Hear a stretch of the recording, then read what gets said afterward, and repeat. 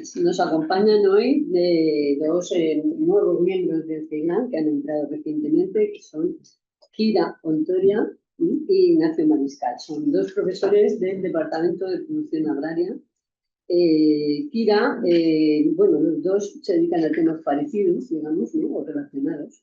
Kira se imparte asignaturas relacionadas con los suelos y la sostenibilidad, y sus investigaciones se han centrado en temas diversos, desde la agroclimatología y evaluación de tierras hasta el secuestro de carbono, agradación de suelo o recuperación de suelos degradados. Su línea principal se ha dirigido a evaluar los efectos del uso y manejo en la salud del suelo, con énfasis en la reducción del laboreo y el uso de cultivos cubiertas. Actualmente, pues, es la investigadora principal del proyecto coordinado del Plan Nacional que se denomina Viñedos con cubiertas vegetales ante el cambio climático, proyecto CUBIC, que es un poco lo que nos va a explicar hoy, ¿no?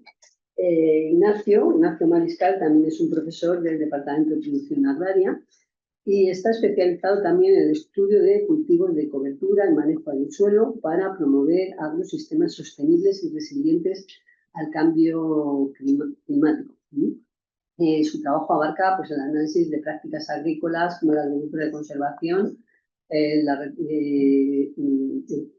agricultura de conservación. Evalúa los efectos de esta práctica en la calidad del suelo, la retención hídrica y la mitigación de emisiones de gases de efecto invernadero. Él luego nos hablará sobre el suelo, economía circular y cambio climático. Entonces, bueno, pues, Kira, tienes la palabra cuando quieras. Venga, pues muchas gracias por los presentes aquí, los que están de forma telemática, y gracias también por permitirnos formar parte de este gran equipo y hacer esta presentación que está relacionada con el uso y manejo para mejorar la salud del suelo y aumentar el stock de carbono, que se enlaza con el proyecto CUBIC. Bueno, comentar que yo soy ingeniera agrónoma por esta universidad y antes de doctorarme y empezar la carrera académica, pues también trabajé en una empresa de alimentación y en cooperación. He tenido diversas líneas de investigación, pero ahora digamos que ya estoy más centrada en el carbono orgánico del suelo, la recuperación de suelos degradados y el uso de cultivos cubierta y su relación con la salud del suelo. Voy a empezar con dos trabajos que da la casualidad que uno es casi como el primero de impacto y otro es el último, pero que tienen puntos de conexión. Entonces, en el primer trabajo, pues construimos una base de 766 perfiles de suelo de toda la España peninsular y lo segmentamos entre cultivados, no cultivados y distintos usos. Ahí ya podéis ver cómo lo que son los cultivos leñosos tienen unos valores muy bajos de carbono orgánico.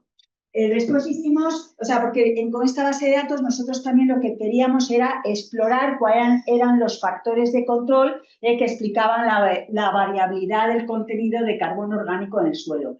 Y encontramos que los principales tenían que ver con el clima, básicamente temperatura y precipitación, y con el uso. Y en cambio otras variables como la pendiente, la altitud o la textura jugaban un papel muy pequeño, y lo que vimos es que todavía podían tener algo de relevancia en los suelos cultivados, y luego en una ampliación que hicimos de esta base de datos también tenían relevancia digamos, en las zonas secas de España. Con este modelo que nosotros logramos, este modelo reducido, pues simulamos 4 escenarios climáticos, bajando, subiendo la temperatura, y vimos qué pasaba con el carbono orgánico. Y vimos, claro, como no puede ser de otra manera, un clima mediterráneo como el nuestro, que tiene más influencia la precipitación que la temperatura. Y vimos que un aumento de temperatura se podía compensar con un aumento de precipitación. Pero, lógicamente, la situación más desfavorable es cuando combinábamos un aumento de temperatura y una reducción de precipitación. También este trabajo, estamos hablando de 1999, poníamos sobre la mesa de que las magnitudes de cambio entre el efecto del cambio climático y el cambio de uso eran parecidas y entonces se podía compensar la reducción de carbono por el aumento de la temperatura con los aumentos de carbono por cambios de uso. En concreto, por pasar de zonas cultivadas a matorral, por ejemplo, a través del abandono o por reforestación. Bueno, y eso se enlaza con este artículo ya del 2025, donde ya aparece la afiliación al CEIGRAM, donde hemos construido una base de datos de más de 3.000 perfiles de suelo, pero solo en la Comunidad de Madrid. Entonces, la densidad de datos es muy importante y en primer abordaje a esta base de datos que hemos construido nosotros, no nos la han dado, era saber cuánto dejábamos de contabilizar de carbono orgánico en el suelo cuando solamente medíamos la parte superficial de 0 a 30, que es una medida estandarizada muy corriente. Bueno, pues resulta que cuando solo medimos 0 a 30, dejamos fuera, bueno, pues en algunos suelos menos profundos o más de la sierra, pues el 20% del stock de carbono, que puede ser asumible. Pero había ciertos suelos donde llegábamos a dejar hasta el 60%. Aquí lo vemos, estos son los suelos aluviales, donde aquí se mide hasta 0,30, 0,50, 0,100 y esto es el perfil completo del suelo. Muy diferente este patrón con este, por ejemplo, que pueden ser suelos poco profundos de, no sé si de la sierra o de otra zona. Cuando nos fijamos en cuáles son los valores de almacenamiento de carbono en función del uso del suelo, bueno, pues me he centrado en el viñedo para después conectar con el proyecto, pero veis que muestra valores muy bajos, cerca de, por ejemplo, los cultivos herbáceos en secano y un poquito inferiores al olivo. Es ciertamente esto en la Comunidad de Madrid. Y luego aquí lo mismo, cuando solo contabilizamos el carbono de los primeros 30 centímetros, pues estamos dejando fuera, en función de distintos tipos de materiales parentales, bastante carbono sin contabilizar en el caso de los viñedos. Tenemos este caso aquí y este caso aquí. Con lo cual, ¿qué es lo que recomendamos? Que para ciertos tipos de suelo y, por ejemplo, para cultivos leñosos, lo que recomendamos es contabilizar hasta 0 a 100. A ver, es verdad que por pedir podemos pedir la luna, y es muy costoso los que hacemos muestreos de suelo lo que es bajar hasta 100, pero sí que diríamos, por lo menos en estos cultivos leñosos, poder bajar a 50. Ya cambiando de temática, o sea, lo que pasé luego a evaluar es cómo el manejo del suelo podía influir en el carbono orgánico y podía servir para recuperar suelos degradados. En este caso, eran unos suelos en Extremadura, son unos suelos muy particulares, con un pH ácido bastante pronunciado, que da lugar a problemas de toxicidad del aluminio, pocos nutrientes y luego un problema físico de importancia, que es que se formaba una capa colgada de agua, por ejemplo, en primaveras lluviosas. Estos suelos tan, podríamos decir, delicados, funcionan con su cultivo natural, su cultivo nativo, pero cuando los ponemos en cultivo y los labramos, pues en este caso se produjo un deterioro gravísimo con una pérdida muy importante de materia orgánica y con un ratio muy bajo de calcio-aluminio. Entonces esto al final llegó al abandono de estos suelos. ¿Qué ocurre? Que en estos suelos, digamos, ya estaba en un límite de umbral que era difícil la recuperación por sí mismos. Entonces, ¿qué decidimos hacer para recuperar estos suelos? Esta línea, hay que decirlo, está puesta en marcha por Rafael Espejo. Bueno, pues, por supuesto, estrategia de, si el suelo es tan ácido, añadir una enmienda caliza. Entonces, comparamos enmienda caliza, sin enmienda caliza, y otra solución, ya que el culpable, en parte, era el exceso de laboreo, pues vamos a perturbar menos el suelo con una siembra directa comparado con un laboreo tradicional. Y en otro ensayo también lo que probamos es a sustituir un cultivo forrajero labrado con el uso de un pasto permanente. Por supuesto, también con y sin enmienda orgánica. Y esto lo investigamos en 2 ensayos de larga duración. Bueno, aquí tenéis el valor del carbono orgánico a lo largo de los años bueno, aquí está hasta 9 años, pero esto incluso estuvo más tiempo. ¿Qué es lo que vemos? Cómo hay un aumento continuado en la acumulación de carbono orgánico en el suelo. ¿Qué es lo que vemos? Que lo que es la combinación, estos triángulos discontinuos, que es nuestra combinación de no laboreo y enmienda, pues es el más positivo y es el que más carbono acumula. Pero ¿cuál es lo que realmente es interesante? Que el segundo que le sigue es también un no laboreo sin enmienda.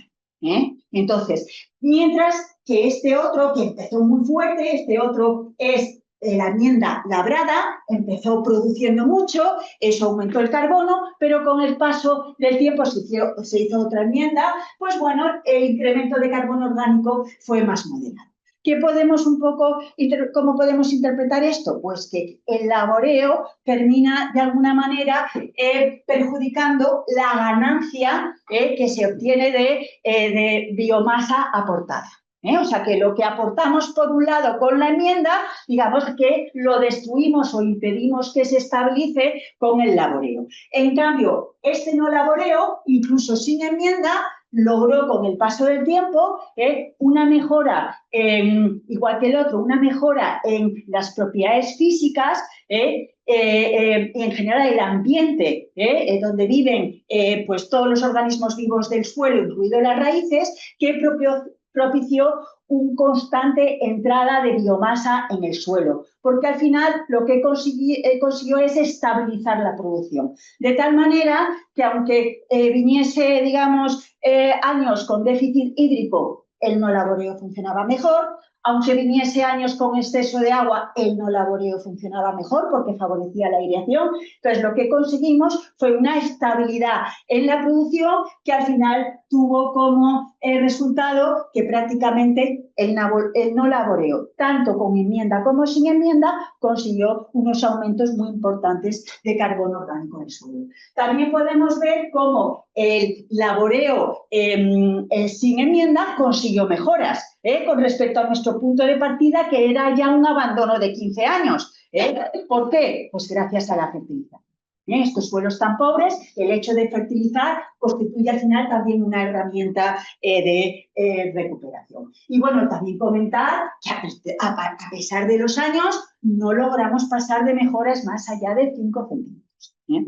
Bueno, cuando pasamos al otro ensayo, lo que vemos, o sea, vemos este lado aquí es el pasto mejorado, o sea, porque tenemos dos pastos mejorados, uno que llamamos, entre comillas, natural, el que había ahí, y otro mejorado con especies leguminosas y otras gramíneas, lo comparamos con un cultivo forrajero labrado. Entonces vemos cómo el que acumula más son los pastos, a pesar de que la biomasa que generada era un 60% más alta en el cultivo forrajero. Otra vez lo mismo, lo que construimos con, digamos, con el forraje, con la enmienda, etcétera, etcétera, al final lo vamos perdiendo con el laboreo.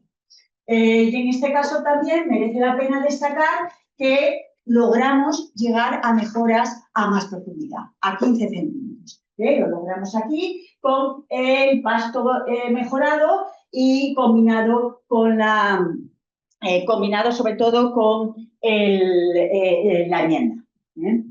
Bueno, pues pasamos ahora a otro caso de cómo con el manejo del suelo podemos recuperar suelos degradados. Este suelo es muy diferente, es un suelo del centro peninsular, es un suelo básico, empobrecido en materia orgánica, a pesar de que estar en regadío. Yo creo que esto lo conocéis, es la finca de La Chimenea, donde trabaja sobre todo Miguel. Tiene una textura franca y el problema que tiene este suelo es que tiene una bajísima estabilidad de agregados y tiene una gran tendencia a formar costra, que esto pues, va a suponer un perjuicio para la infiltración del agua, más vulnerable a la erosión, problemas de nascencia, problemas de aireación. Entonces, otra vez aquí un poco lo mismo, un abuso de laboreo, un abuso de tener el suelo desnudo, una fertilización inadecuada, han llegado a la degradación de estos suelos, porque fijaros, un 1% solo, que es muy poco. Bueno, ¿cuál fue la estrategia de recuperación? Pues fue sustituir el barbecho desnudo, que estaba labrado, por cubiertas. ¿Cuál es lo que aporta la cubierta? Pues la cubierta no solamente aporta una biomasa vegetal extra, es que también va a perturbar menos el suelo, va a proteger la superficie, que es crítica, y la va a proteger tanto mientras está viva como cuando está muerta. Muerta también sigue cumpliendo su papel. Y luego una cosa muy importante es que proporciona durante más tiempo raíz viva en el suelo con sus exudados, y esto, bueno, pues supone una mejora en todo lo que es la actividad biológica. Y cuando muere, lo que está proporcionando es alimento para esos mismos organismos y deja biopollos. Entonces, en este diseño experimental que fue liderado por Miguel Quemada, lo que hicimos fue evaluar el comportamiento de dos cultivos cubierta, cebada, que es gramínea, deza leguminosa, frente a nuestro control, que sería ese suelo desnudo. Ciertamente, en este caso, ese suelo desnudo no está labrado de forma tradicional, sino que también se redujo la perturbación del suelo. Y estos cultivos cubierta entraron en rotación con el cultivo principal, que mayormente fue el maíz.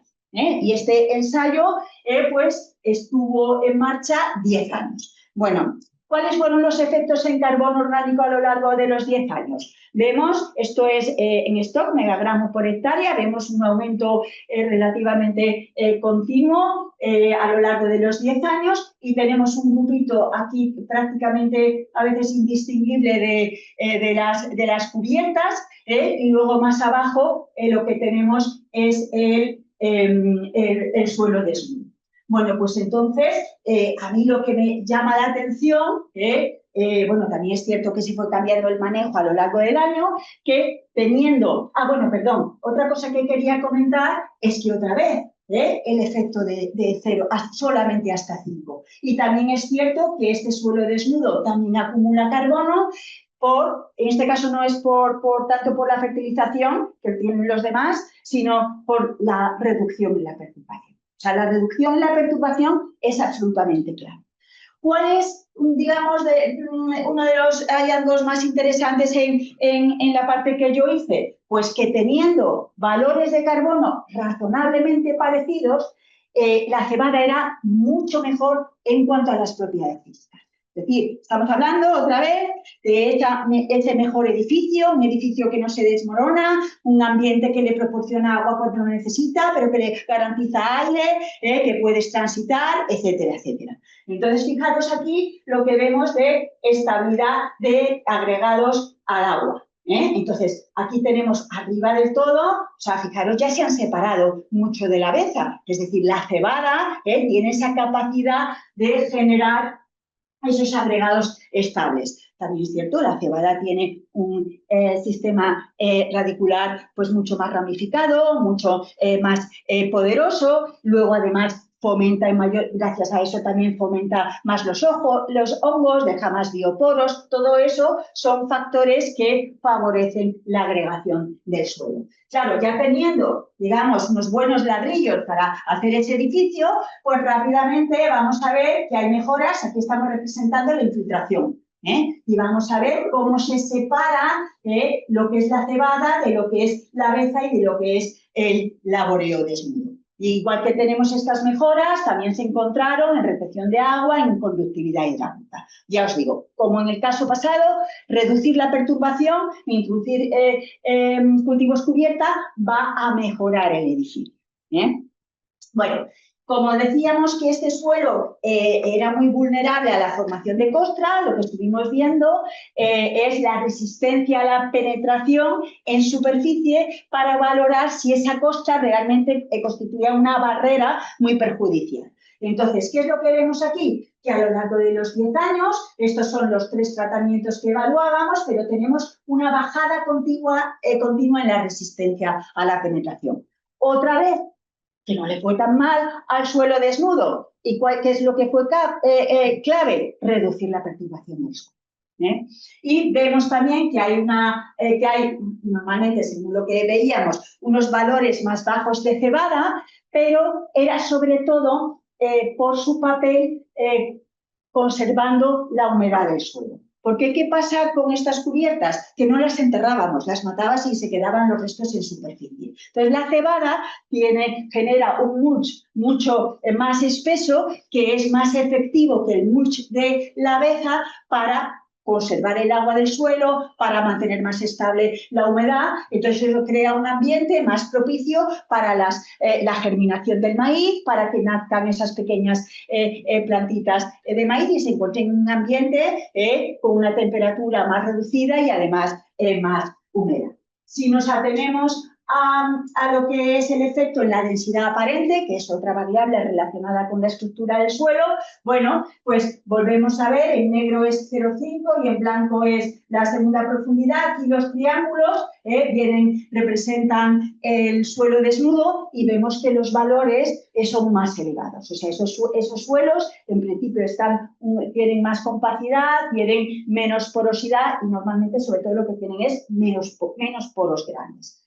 Entonces, ¿qué es lo que esto podemos sacar en conclusión? Que cuando nosotros pretendemos hacer un tránsito desde un suelo labrado de forma tradicional, que ya de alguna manera tiene una dependencia hacia ese laboreo y queremos transitar a una reducción de laboreo, como puede ser una siembra directa, el acompañarlo con el uso de los cultivos cubierta va, digamos, a hacer menos duro ese tránsito, porque lo normal cuando dejas de labrar es que se produzca a corto plazo una consolidación del suelo. Entonces, el meter a la vez que dejamos de labrar las cubiertas, bueno, mitiga esa parte, si me perdonáis, dolorosa en ese tránsito.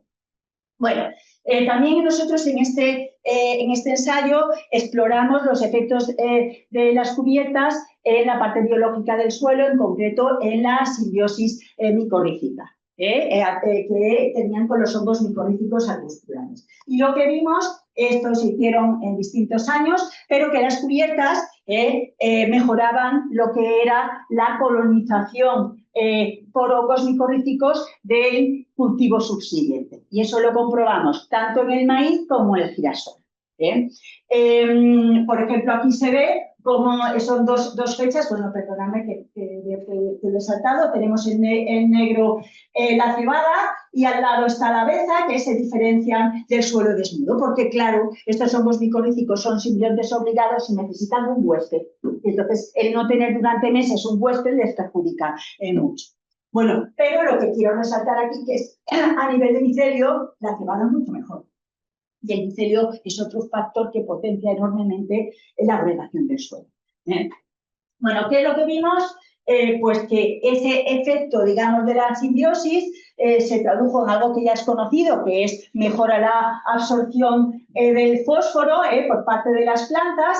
Luego, a nivel de crecimiento de las plantas en los primeros días, bueno, hasta casi 3 meses, sí que veíamos que el maíz con cubiertas tenía mayor altura. Claro, despuntaba la aveza por su simbiosis con el Rhizobium. Pero vemos que al final de todo tampoco se distingue mucho de la cebada.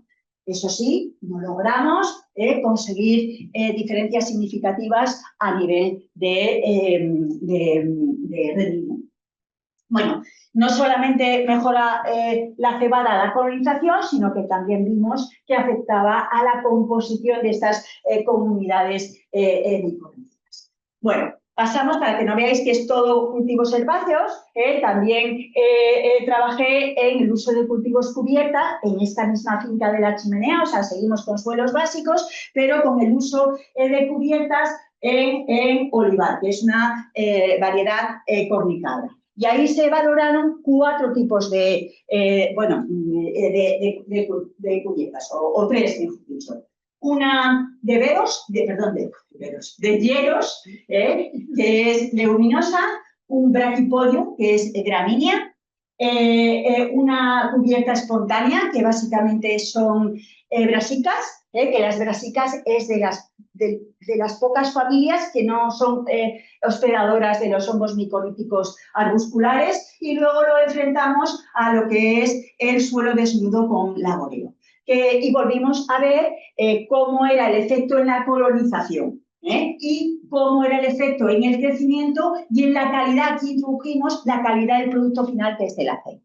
Bueno, pues entonces lo que vemos es que Lleros presentó en blanco es la colonización de sus propias raíces, de la cubierta, y en gris oscuro es la colonización del cultivo principal, que era el olivo. Entonces vemos que hay los Lleros, esta leguminosa, los valores más altos de colonización en sus propias raíces, y que eso fue capaz de transmitirlo y consiguió la mayor colonización micorrícica en las raíces del olivar.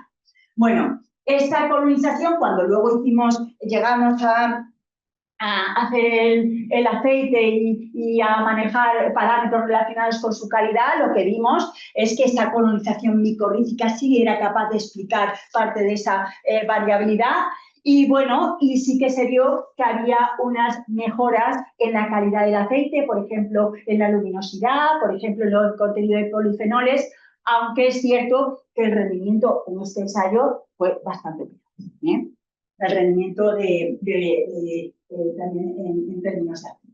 Bueno, pues entonces ya pasamos, o sea, con, digamos, estos hallazgos detrás de nosotros, pues ya pasamos a lo que es el proyecto CUBIC, que es lo que nos tiene ahora muy ocupados, y partimos también de un problema, del problema de los suelos de los viñedos, que, a ver, no es en todos los casos, pero en muchos casos estos suelos de viñedos son suelos degradados, con poca carbono orgánico, que van a ser vulnerables al cambio climático y son vulnerables a la erosión, sobre todo cuando tenemos parcelas en ladera y sobre todo cuando son nuevos viñedos, porque en los nuevos viñedos se hace un movimiento de tierras muy fuerte.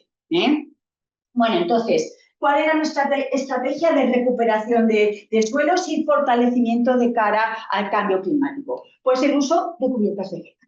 Iban a ser espontáneas, en el caso de las villas maduras, y ahora para las nuevas plantaciones lo que ideamos es que fueran leguminosas, para favorecer esa simbiosis micorrítica y a la vez la simbiosis con el rizomio. Y pensando que van a tener las mismas mejoras que hemos visto en la salud del suelo, que hemos visto anteriormente. Entonces, bueno, por ir un poquito más rápido, las preguntas que nos hacíamos eran, primero, ¿es verdad que el uso de cubiertas va a permitir a la vid enfrentarse mejor al cambio climático cuando va a competir por agua y va a competir por nutrientes? Bueno, pues eso lo veremos y va a depender sobre todo de un adecuado manejo de esas cubiertas. Recordad que habíamos visto que en la cebada, con un manejo adecuado y un mulch adecuado, la conservación de agua que habíamos logrado. Entonces, eso hay que tenerlo un poco en la cabeza. Ver también si esa combinación de cubiertas va a depender o sea, el éxito frente al cambio climático va a depender de la variedad de la vid, va a depender de su edad. Luego también en el caso de los nuevos viñedos vamos a ver si realmente mejoran, si depende también de la variedad, si depende de qué tipo de cubierta. Y luego ver en qué medida todas estas interrelaciones que va a existir entre aire, suelo, planta, van a trasladar los efectos del cambio climático a la calidad del vino. Yo diría que esta es una de las principales fortalezas de este proyecto, que es una visión integrada que llega hasta el vino y trabajamos en condiciones de campo, que es un poco la complejidad que tenemos. Bueno, y ver también si se ven afectados otros servicios ecosistémicos. Entonces, nuestro objetivo general del proyecto CUBIC era evaluar el impacto del cambio climático y la cubierta vegetal en servicios ecosistémicos como son secuestro de carbono, suministro de agua y aire, reciclado de nutrientes y, por supuesto, productividad de los líquidos. No solamente la planta, la uva, sino llegando a la calidad del vino. Y lo vamos a hacer en viñedos maduros y jóvenes. Bueno, los jóvenes al vino no llegamos. Bueno, entonces, esto lo vamos a lograr a través de 4 objetivos específicos. Los 2 primeros de ellos están centrados en las villas maduras, donde vamos a abordar todo un estudio integral del suelo, propiedades físicas, químicas y biológicas y su integración. Y el segundo nos vamos a centrar mucho en la viña y el vino y otra vez integración. Aire, suelo, vid y vino. ¿Dónde lo vamos a hacer? la finca del Zinc, y me imagino que muchos de vosotros lo conocéis. Otra vez con el apoyo del INIDRA. Por cierto, que no lo he dicho, que es muy importante, ¿quiénes quiénes estamos en este proyecto? Pues estamos nosotros, la UPM, está el INIDRA y está la Universidad Autónoma. Bueno, entonces, ¿qué ensayo vamos a tener en el ENCIM? Donde tiene una colección muy importante de variedades. Hemos elegido 2 de ellas. Ojalá podamos continuar con este proyecto e ir probando otras variedades. Hemos elegido, al principio, tempranillo, uva tinta, Airén, uva blanca. Y vamos a comparar la temperatura normal frente a la elevada, que la vamos a conseguir con el uso de cámaras de techo descubierto de calentamiento pasivo, que se llaman OTCs, que luego ya las veréis mejor en la presentación de Ignacio. Y el manejo es laboreo o cubiertas alternas, y son espontáneas. Alternas. Ahora mismo no es mala idea que sean alternas. Si realmente tenemos esa amenaza del cambio climático, pues la competencia va a ser un poco menor. Bueno, todo aquí simplemente quiero decir, ya hemos puesto en marcha, porque nos dieron el proyecto en octubre, ya tenemos en marcha las OTCs, ya tenemos en marcha toda la monitorización. Siguientes objetivos. Lo que se relaciona con viñas jóvenes. Otra vez lo mismo, centrarnos en el suelo de forma integral, centrarnos en la viña y sobre todo también en ver un poco las reservas que acumula esa viña joven. Y por último, una modelización. ¿Cómo vamos a hacer lo de viñas jóvenes? Un ensayo invernadero, otra vez tempranillo y Airén, o sea, todo el rato vamos a tener las mismas variedades.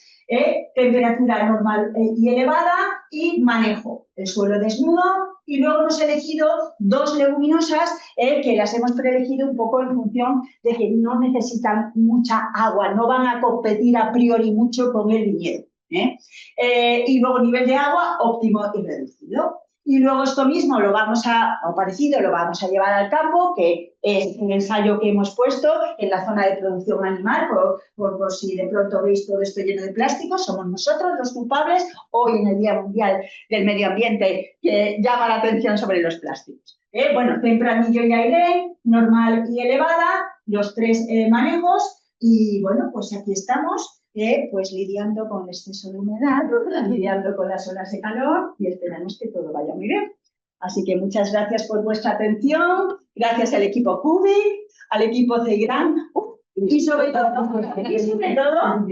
muy importante, a la ETSIA y a los campos, que es una maravilla tener un ensayo aquí. ¿Vale? Bien, muchas gracias.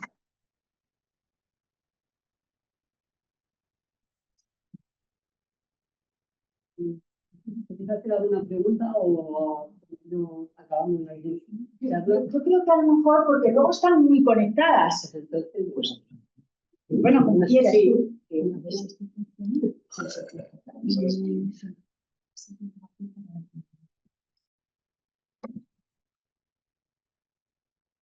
¿Esa es la segunda o estamos en...? Sí, ahí estamos. Bien. ¿Podemos empezar? Sí. Bueno, muchas gracias por la presentación. El objetivo de este pequeño seminario es ver nuestras líneas de investigación que hemos llevado a cabo y que llevamos a cabo, para ver si alguno de los investigadores está interesado, puede conectar con nosotros y explorar posibles cooperaciones que nos enriquecen. Como podéis ver, se titula Suelo, Economía Circular y Cambio Climático, y la primera de las fotos es un perfil gráfico. ¿Qué nos muestra? ¿Qué quiero decir con esto? Es que todo está alrededor del suelo en nuestros estudios. Luego vamos a estudiar muchas cosas. Vamos a estudiar los microorganismos promotores del crecimiento vegetal, vamos a ver diferentes cultivos, gases de efecto invernadero, pero el centro, el pivote donde rige todos nuestros trabajos es el suelo. Vale. Como introducción, vamos a introducir lo que es el principal problema y el principal aliciente que tenemos los edafólogos, que es la gran heterogeneidad de suelos. Entonces, aquí vemos, por ejemplo, los regímenes de humedad, que son fruto de los diferentes climas que tenemos, que mezclados con los diferentes factores formadores del suelo, como puede ser la litología, el relieve, etcétera, pues nos da una gran variabilidad de esto. Fruto de esta gran variabilidad de suelos también es esa gran variabilidad que tenemos en profundidad. Aquí vemos un espectacular spodosol y vemos diferentes horizontes y cómo tenemos un límite muy irregular. Entonces, en la superficie puede parecer que es un suelo muy homogéneo, pero depende de donde me muestres, vas a tener una cosa, vas a obtener otra. Y esto también se puede traducir a nivel de finca. Esta es la colección de variedades de vid de Midra. Como ha dicho Kira, aquí tenemos una de las fincas de experimentación del proyecto Cubic, que nos ocupa ahora. Y aquí lo primero que tuvimos que hacer, como se suele hacer antes de establecer el diseño experimental, es hacer un análisis de suelo y ver que era razonablemente homogéneo. Si no es razonablemente homogéneo, entonces no puedes poner tus tratamientos porque luego las diferencias no vas a saber si son de tus tratamientos o va a ser de partida de que tenías suelos diferentes. Si hay alguna zona que es, digamos, exclusiva, que tiene alguna diferencia y no se puede, digamos, apartar del diseño experimental, pues hay que hacer el diseño experimental, por ejemplo, en bloques, para que un tratamiento no esté expuesto más a esa parte que digamos especial que otros tratamientos y así que el factor bloque pueda absorber esa variabilidad espacial. Bueno, estos estudios previos de suelos antes del establecimiento de diseños experimentales es un ejemplo de lo que nuestro grupo puede aportar y colaborar con nosotros. Pasamos a la economía circular. En la economía circular, como bien sabéis, el 95% de los alimentos provienen del suelo. Además, provienen del suelo muchas fibras, ya sean textiles, maderas, etc. Entonces, ¿cuál es el fundamento de la economía? Cuidar el suelo y sus servicios ecosistémicos. Si no lo cuidamos, todo lo que es la economía circular ya digamos que parte de tener un gran problema. Y en segundo lugar, tenemos que el suelo recibe muchos residuos y esos residuos hay que valorarlos antes de depositarlos en los suelos y es otra forma con la que hemos estado trabajando. Entonces, cuando tenemos un residuo que es, digamos, susceptible de ser aplicado en el suelo, surgen muchas preguntas. ¿Para qué puede ser utilizado ese residuo? ¿Necesita algún pretratamiento anterior a la deposición? Y, por supuesto, la dosis, como decía Paracelso, es fundamental, la dosis. Y esto, pues, conlleva muchos ensayos, ya sea en vitro, en invernadero, en campo. Si el residuo no es aplicable al suelo, pues entonces tiene que ir a un vertedero o bien aislarlo de alguna forma. Y luego también, aunque no voy a hablar en estas diapositivas mucho, es el tema de que hay suelos que están contaminados. Y hay muchas técnicas, como medias, por ejemplo, a través de la fitorremediación, que se pueden recuperar esos suelos contaminados. Vamos a seguir con la economía circular y vamos a ver diferentes residuos. Vamos a empezar con los orgánicos. Muchos hemos trabajado con residuos orgánicos de muchos tipos. Aquí voy a mencionar los que hemos publicado. Pues hemos trabajado con purines, campos de residuos verdes, estiércoles de aves, los de depuradora. ¿Cuál fue el que mejor resultado dio? Pues el estiércol de ave. ¿Por qué? Porque mejoraba el CRAT, esa capacidad de retención de agua disponible, que es tan importante en el suelo, sobre todo en escenarios de baja pluviosidad. Y el que nos dio más problemas, pues por ejemplo, los lodos de depuradora, aunque actualmente los procesos de depuración y la legislación se han mejorado mucho. Pasamos a los residuos inorgánicos. Aquí solo voy a hablar de dos. Va a ser una presentación breve, ¿vale? O sea, que terminamos rápido. En principio vamos a hablar de la espuma de azucarería. Es un residuo, un subproducto de la fabricación de azúcar. Es rico en carbonato de calcio, hidróxido de calcio, tiene algo de materia orgánica, de macro, de micronutrientes, etc.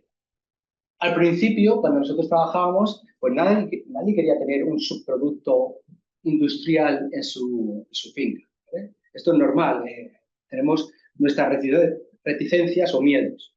Bien, entonces, la primera pregunta era, ¿para qué podría ser utilizado? Bueno, pues podría ser utilizado para suelos que veis aquí, que son ácidos.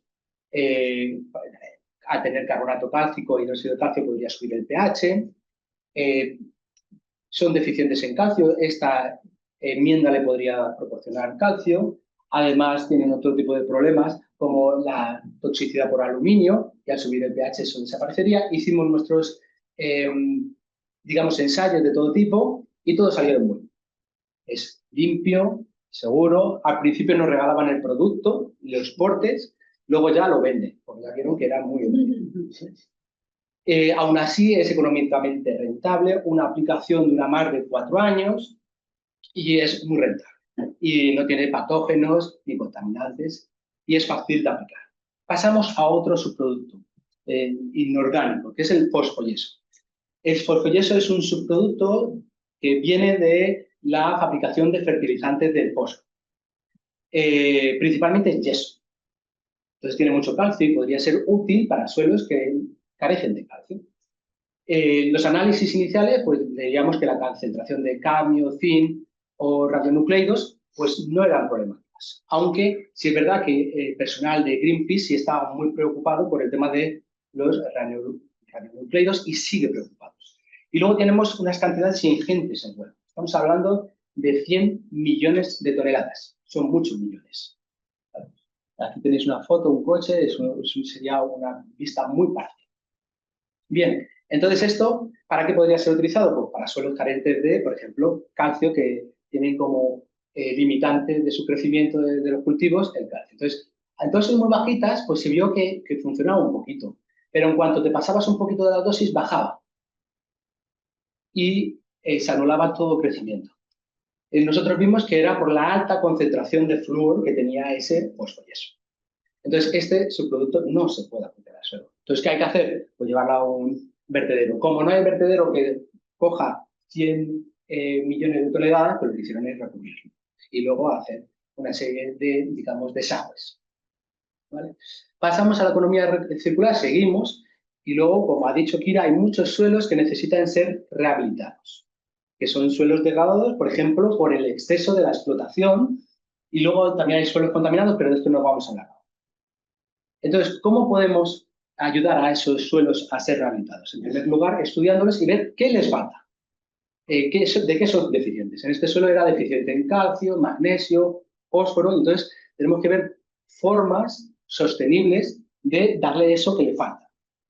Luego también utilizamos como estrategia mejorar los recursos fitogenéticos, es decir, al principio había un pasto muy pobre y le metimos leguminosas adaptadas, palatables, para aumentar la calidad del pasto y aumentar esos, digamos, recursos fitogenéticos que hacían que ese pasto mejorado fuera más estable y a tener más recursos genéticos a las diferentes variabilidades que tenemos a lo largo del año, son más capaces de adaptarse a estas variabilidades. Y otro punto que parece evidente, pero no se tiene que olvidar, es la protección durante el tiempo de la rehabilitación. Si nosotros estamos en un entorno que está totalmente degradado y tenemos una zona que empezamos a mejorarla, toda la fauna silvestre de los pastos van a ir a pisotearte, a comerte todo, ¿vale? Y van a echar para atrás todo lo que has avanzado. Entonces, se necesita una protección seria y que se mantenga, en este caso es un estudio de 11 años, para llegar a una rehabilitación notable. El tiempo también es importante. Por ejemplo, nuestros estudiantes, en el caso de recuperación de suelos contaminados, dicen, no, esto haces una técnica de recuperación y en 3 semanas está ya recuperado. No, necesitas tiempo. ¿Vale? Bueno, como Kira ha avanzado, el manejo adecuado es fundamental. ¿Vale? En este caso estábamos comparando el no laboreo, que es siembra directa, frente al laboreo tradicional. Y aquí veíamos cómo aumentábamos ese sistema poroso, esa capacidad de retener agua, y eso es fundamental, sobre todo en el tema de escenarios con baja pluviosidad, como se espera en los cambios climáticos que suponemos que vamos, bueno, ya los estamos sufriendo en parte de España. Ojo, el no laboreo en muchos sitios funciona, pero en otros no. Hay que saber en cuáles. Por ejemplo, si tenemos un suelo que es muy compactable y la parte superficial tiene mucha arcilla, no se puede utilizar el no laboreo. Hay que ver cuándo utilizar una técnica o cuándo utilizarla. ¿Vale? Pasamos al cambio climático. A ver, el cambio climático está muy relacionado, por ejemplo, con las grandes inmigraciones forzosas, que, por ejemplo, desde África pues van hacia el norte. Esto está directamente relacionado con la gran degradación del suelo, que en economías de subsistencia basadas en la agricultura o bien en la ganadería, pues es letal. Entonces, pero España no es ajena a esto. También estamos sufriendo el cambio climático. Hay muchos estudios que lo cuantifican ya. Y entonces, ¿qué tenemos que hacer? Proteger nuestros suelos para proteger esa economía circular. ¿Cuál puede ser una de las mejores herramientas que tenemos para ello? Los cultivos cubierta. Es una herramienta y como tal se puede utilizar bien o se puede utilizar mal. Entonces, nosotros tenemos diferentes trabajos y esto es para aplicar en suelos agrícolas. Estamos hablando de superficies muy importantes. Casi el 50% de España es considerado agrícola. Entonces, estamos hablando de unas zonas que pueden ser susceptibles de protección muy importantes. Por ejemplo, una cuestión fundamental es la elección del cultivo cubierta. Normalmente, cuando el cultivo de cubierta es más diferente al cultivo principal, mejor, porque hay menos competencias y también hay menos posibilidades de transmitir patógenos. También tenemos estudios que ya nos indican que hay cultivos cubiertas que favorecen a esos microorganismos promotores del crecimiento vegetal. Y luego, muy importante, saber cuándo terminar con esos cultivos cubiertas, ponerlos sobre mulch y que protejan el suelo, pero no compitan por el agua con el cultivo principal. Y si se pueden descomponer, mineralizar y liberar nutrientes acompasados con las necesidades del cultivo principal, pues mejor. Bueno, en los estudios de cultivos cubierta hemos seguido diferentes, digamos, técnicas para simular esos cambios climáticos y ver cómo se comportan los cultivos cubierta. Hemos utilizado cámaras de crecimiento, hemos utilizado invernaderos y ahora estamos no sé si le puedes dar al play. Esto es recién puesto, digamos, el campo que tenemos a pie de finca.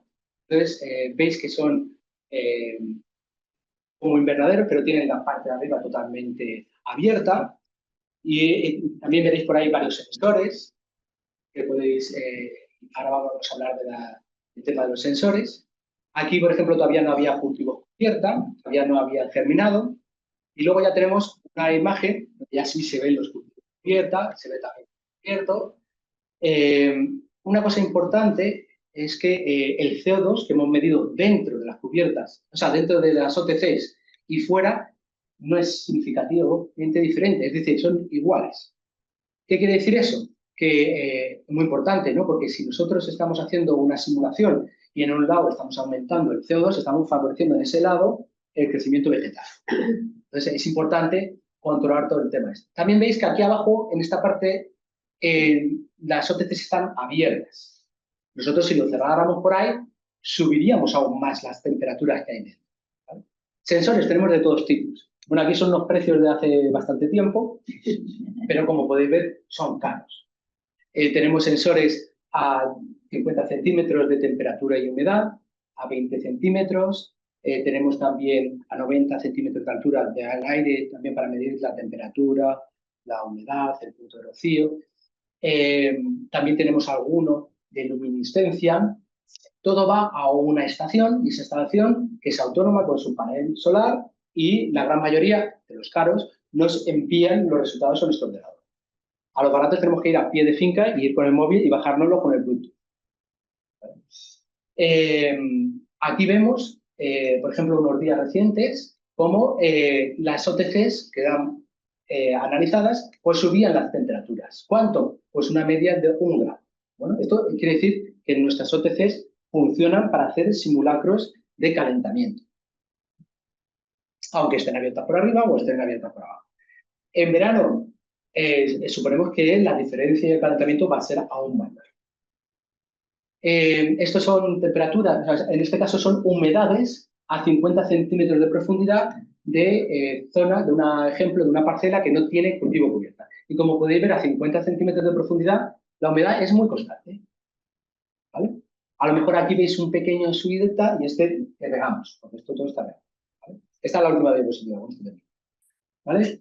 ¿Qué hemos detectado recientemente? Que esta humedad ha empezado a bajar en los sitios que tenemos cultivo cubierta. ¿Qué estamos haciendo ahora? Matar el cultivo cubierta para dejarlo en mulch en la parte de arriba. ¿Por qué? Porque ahora mismo está compitiendo por el agua que necesita el cultivo principal. Y eso no nos interesa. ¿Vale?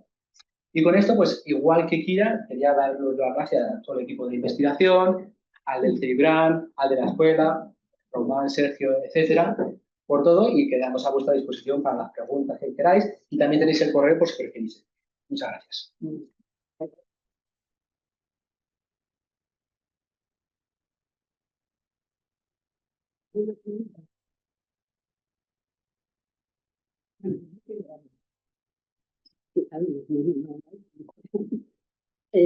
Bueno, me ha interesado bastante porque, como sabéis, uno de los objetivos de la PAC es el secuestro de carbono en el suelo.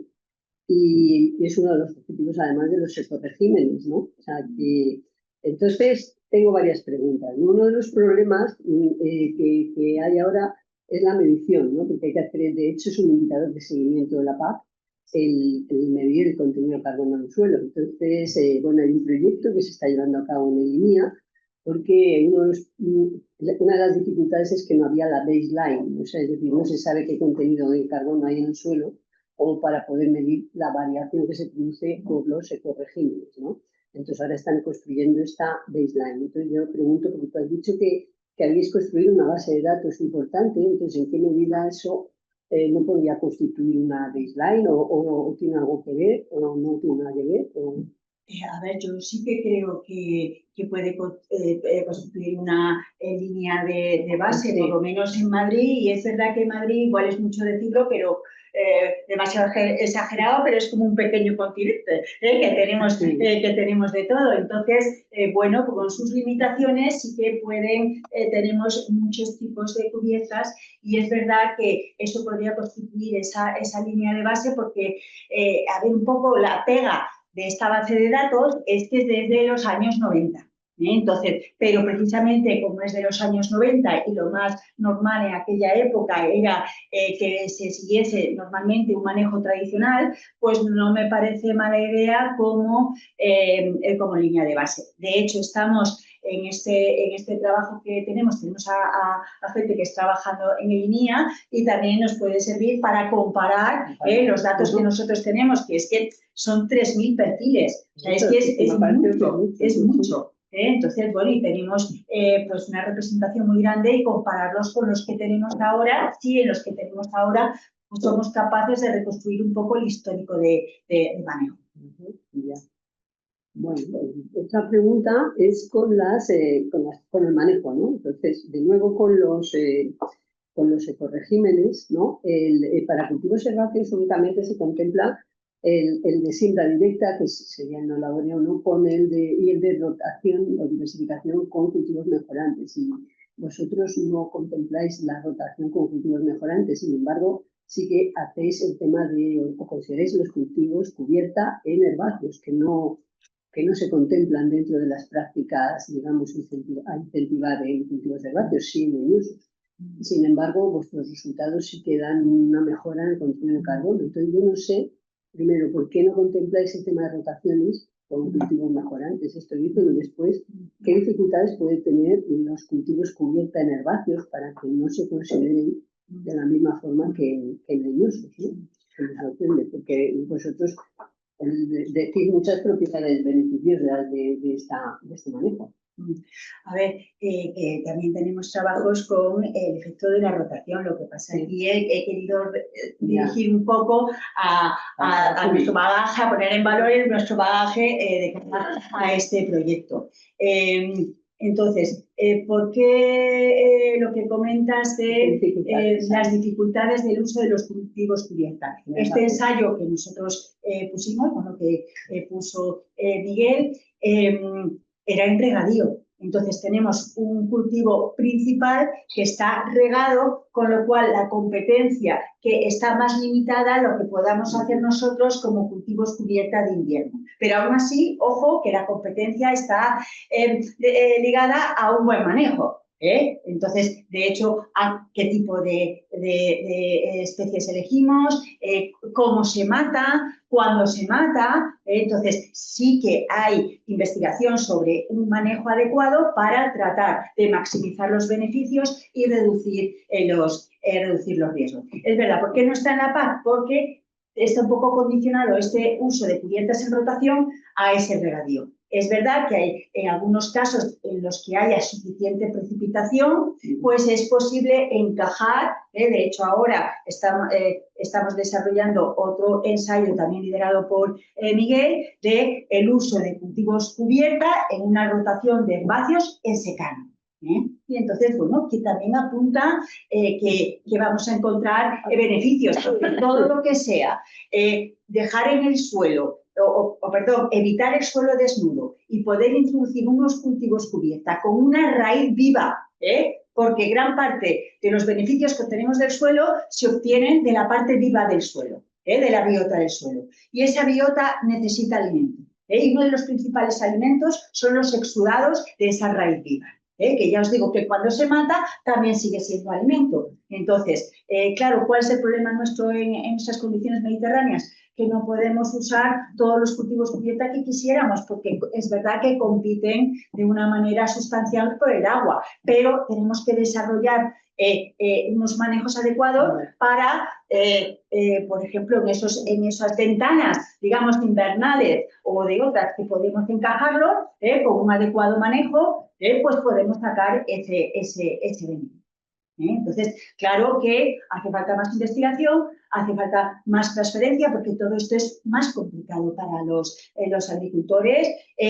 Podría ser más caro, pero yo creo que pueden obtener ahorros por otras vías, pero sobre todo es de una complejidad para ellos. Pero bueno, ahí está un poco la PAC para incentivar. Entonces, lo que se ha visto, por ejemplo, el uso de las cubiertas vegetales en cultivos leñosos, hombre, pues ha tenido mucho éxito. Ahora ha tenido un pequeño retroceso, pero seguimos mejorando mucho desde hace 2 años. Entonces, bueno, lo que hay que lograr es que esos agricultores sean capaces de ser perseverantes, porque a veces el tránsito no es fácil y hay que saber manejar. Entonces, que sean perseverantes y que puedan seguir continuando, o sea, que puedan continuar con el uso de las cubiertas. Muy bien. Y bueno, ya la última pregunta es si habéis probado en esto de la economía circular, la optimización de sus productos, si habéis empleado o contemplado la utilización de los residuos del cultivo del olivar o de la elaboración de aceite, es decir, los restos de poda, el acemujo, los restos de aceite. A ver, restos de poda sí hemos utilizado, pero eran restos de poda urbanos, es decir, migajalenes, que está quedando. De olivar, compañeros sí han utilizado mucho y estaban trabajando porque era un gran problema, sí, sobre todo en Andalucía, vale, pero nosotros no. Vale. Bueno, pues nada más. ¿Alguna pregunta? Yo sí tenía una pregunta. Ya, en base a los estudios, como tenéis estudios de investigación tan programados en el tiempo y he oído resultados diversos, o sea, digamos, la opinión que tenéis respecto al uso de hongos micorrízicos en cultivos respecto a la producción, ¿no? Respecto a la producción producción de un cultivo que sea. Porque sí que, pues eso, he visto muchos compañeros y de lo que van leyendo, ¿no? Pues hay mucha controversia en el uso y no sé, pues un poco saber la opinión respecto a esos resultados que habéis tenido de esos estudios de lago. Y luego, pues a lo mejor un consejo del uso, ¿no? Que a veces también, pues el uso, si es hablamos de leñoso, pues si ya viene inoculado, si viene, o la flotación durante un viñedo, por ejemplo, que ya es adulto y demás, no sé, un poco saber la opinión sobre ese tema, que es un poco... A ver, es que el potenciar los hongos micorrízicos se puede llevar por 2 vías. Lo que nosotros hemos hecho es potenciar al nativo. O sea, estamos facilitando las condiciones para que esté ya allí, se vea, bueno, pues con más abundancia, con más actividad. Otra cosa distinta es que nosotros aplicamos biofertilizantes donde estamos aplicando esos hongos micorrízicos u otro tipo de microorganismos beneficiosos. A ver, ahí yo no me atrevo a decir nada porque no lo tengo de primera mano. Entonces, sí que imagino que habrá, pues eso, mucha variación en los resultados. Nosotros, ciertamente, no hemos logrado, pero también es que son sistemas complejos donde es difícil, o sea, no hemos hecho un ensayo en el que únicamente hemos evaluado ese aspecto, sino que es algo donde hay varias cosas en general que están actuando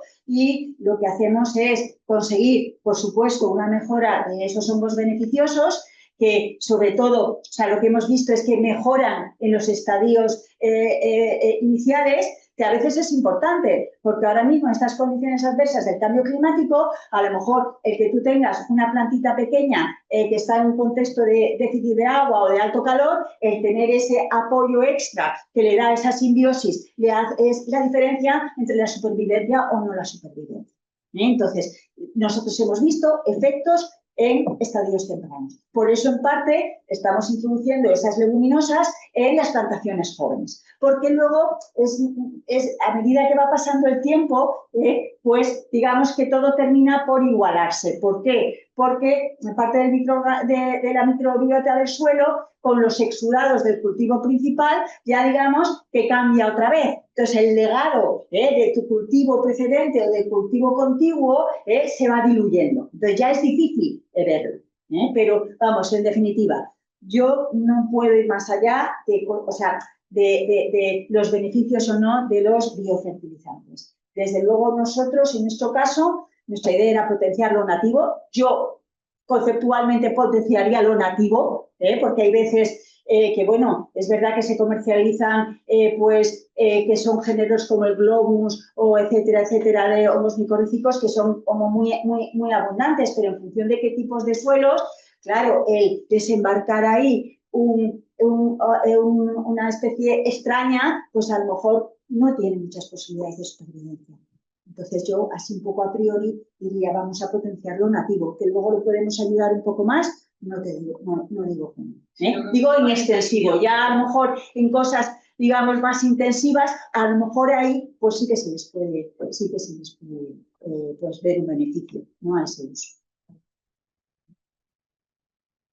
¿Alguna otra pregunta? La última imagen de Ignacio, en la competencia con agua. ¿Tenéis algún criterio para cuándo matar? Pero la última imagen que he visto, no sé si es que la deje, me ha parecido que ha extraído demasiado agua y sí, ha extraído más de la... ¿No hubiese sido mejor matar un poco antes? Cuando está ahí el equilibrio entre cuánto carbono quiero introducir y cuánta agua en la competencia. A ver, sí, seguramente nos hemos retrasado un poco, porque ha sido una, digamos, primavera bastante lluviosa, ha crecido bastante bien. Nos hemos bajado un poquito la guardia, creyendo que no iba a faltar agua, y se lo está a 50 centímetros. Pero sí, ha sido un poquito sorprendente lo que son capaces de secar a 50 en poco tiempo. Entonces, por eso ahora tenemos las prisas. Y ahí tenéis un criterio, por ejemplo, es decir, cuando tenéis tantos sensores que están muy bien, ¿no? Es decir, oye, cuando yo vea que está extrayendo más del 5% más del agua, o sea, en lugar de 23,9, es decir, pues cuando baja 20, mato. No lo tenemos, pero lo vamos a ver. Eso sería bonito, ¿no? Sí, sí, porque esto nos ha pillado un poquito de imprevisto, pero sí. Es que es muy rápido, pero es que muchas veces es muy rápido. Pensábamos matar antes de que ocurriera esto, pero sí, efectivamente se puede sacar un criterio que a partir de tanto por ciento en este suelo sería conveniente. Que también hay que decir que hemos tenido muchos problemas, igual que ha tenido muchísima gente con la lluvia. Entonces, sembramos esto, fracasó, tuvimos que esperar a plantar, o sea, hicimos la plantación de viñedo muy tarde, sembramos muy tarde. Tenemos unas cubiertas de lujo, decía Román, no pensé que iba a salir así. Tenemos unas cubiertas de lujo, pero es que solo llevan 2 meses, Entonces, también querríamos que hubiese un buen legado. Entonces, claro, de pronto, entre la lluvia tardía y la ola de calor, nos ha dejado ahí una ventana pequeñísima. Entonces, bueno, pues sí es cierto que a lo mejor pues el año que viene que vamos a continuar, pues no sé si será otro año anormal, es lo más probable, pero ya, digamos, ya tendremos nuestras viñedo joven, ya tendremos parte, bueno, habrá que volver a hacer las cubiertas, pero es verdad que este año es un poco particular. ¿Alguna otra pregunta? Una rápida. La base de datos que habéis creado, que además te da un tiempo, ¿esa es abierta o...? No, todavía no es abierta. Si te digo cómo la hemos conseguido, picoteando datos. Bueno, por eso, por por favor. favor. Bueno, a ver, aquí hay un reconocimiento expreso a Ramón Vienes, que es el impulsor de esta, digamos, de este estudio y que ya está jubilado y que ha aplicado una gran parte de los años. Yo también he aplicado datos, fuera de mi horario de trabajo, porque me daba mucho dolor decir, ¿cómo voy a estar aplicando datos en mi horario, en mi jornada normal? No puede ser. Entonces ha sido muy costoso. Ahora mismo es cierto que es que la queremos seguir explotando porque esto ha sido un primer abordaje. Pero, por supuesto, yo creo que estamos abiertos a colaboraciones y a exprimir ese trabajo que hemos hecho. O sea que yo creo que, bueno, pues podemos compartirla si están de acuerdo el resto de los compañeros.